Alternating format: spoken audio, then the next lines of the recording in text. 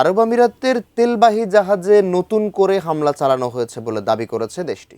বিশ্বের জ্বালানি বাণিজ্যের গুরুত্বপূর্ণ নৌপথ হরমুজ প্রণালীতে এই হামলার জন্য ইরানকে দায়ী করেছে আমিরাত।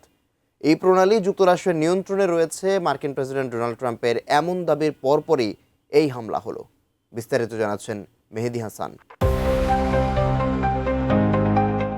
হরমুজ প্রণালী এখন নতুন করে মারাত্মক সংকটে। রয়টার্সের প্রতিবেদনে বলা হয়, শুক্রবার সন্ধ্যায় সংযুক্ত আরব আমিরাতের জাতীয় তেল কোম্পানি এডিএনওসি সংশ্লিষ্ট একটি জাহাজে হামলা করা হয়। আমিরাতের দাবি, ইরান এই হামলা চালিয়েছে। এডিএনওসি জানিয়েছে ঘটনায় কোনো হতাহত হয়নি এবং পরিস্থিতি নিয়ন্ত্রণে আনা হয়েছে।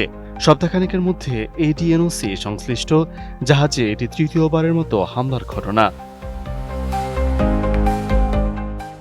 এই হামলার পর তীব্র প্রতিক্রিয়া জানান সংযুক্ত আরব আমিরাত। দেশটির প্রেসিডেন্টের কূটনৈতিক উপদেষ্টা আনোয়ার গার্গাস বলেন, আবুধাবি দেশের সার্বভৌমত্ব স্বার্থ রক্ষায় পদক্ষেপ নেবে।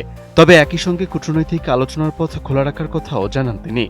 দেশটির পররাষ্ট্র মন্ত্রণালয় ইরানকে হামলা বন্ধ এবং হরমুজ প্রণালী পুরোপুরি খুলে দেওয়ার আহ্বান জানিয়েছে। যদিও এই অভিযোগের বিষয়ে তাৎক্ষণিকভাবে তেহরানের কোনো মন্তব্য পাওয়া যায়নি।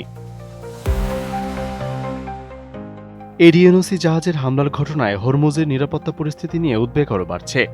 কারণ বিশ্বের অন্যতম ব্যস্ত জ্বালানি রুট এই প্রণালী দিয়ে যুদ্ধের আগে প্রতিদিন ১৩০ থেকে ১৪০টি জাহাজ চলাচল করত। কিন্তু কেপলারের তথ্য অনুযায়ী বৃহস্পতিবার সেখানে মাত্র ৯টি পণ্যবাহী জাহাজ চলাচল করেছে। আগের দিন বুধবার এই সংখ্যা ছিল মাত্র ৫।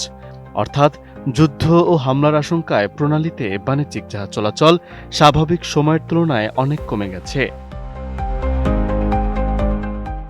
এর মধ্যেই নতুন সতর্কবার্তা দিয়েছে যুক্তরাষ্ট্রের মেরিটাইম ট্রেন্ড অপারেশনস বা ইউকেএমটিও। সংস্থাটি জানিয়েছে, শুক্রবার সন্ধ্যায় ওমানের কুমজার উপকূলের কাছে একটি বাল্ক ক্যারিয়ার অজ্ঞাত একটি প্রজেক্টাইলের আঘাতে ক্ষতিগ্রস্ত হয়েছে। ক্রুরা নিরাপদ থাকলেও জাহাজটির ক্ষয়ক্ষতির পুরো চিত্র এখনও জানা যায়নি। এই ঘটনাটি এডিএনওসি সংশ্লিষ্ট জাহাজে হামলার সঙ্গে একই কিনা তা নিশ্চিত নয়। হরমুজকে ঘিরে যুক্তরাষ্ট্র ইরানের বিরোধ দিন দিন আরও জটিল হচ্ছে। ট্রাম্প এই প্রণালীকে যুক্তরাষ্ট্রের ভূখণ্ড ঘোষণা করার কথা বললেও ইরান বলছে হরমুজ তাদের নিয়ন্ত্রণেই থাকবে।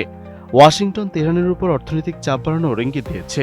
অন্যদিকে ইরানও মার্কিন কোনো শর্ত মানতে নারাজ। ফলে জ্বালানি সরবরাহ, নৌনিরাপত্তা ও বিশ্ব বাণিজ্যের জন্য গুরুত্বপূর্ণ এই পথের অচলাবস্থা কতদিন চলবে তা নিয়ে এখন প্রশ্ন বাড়ছে। Mehedi Hasan, ATN News।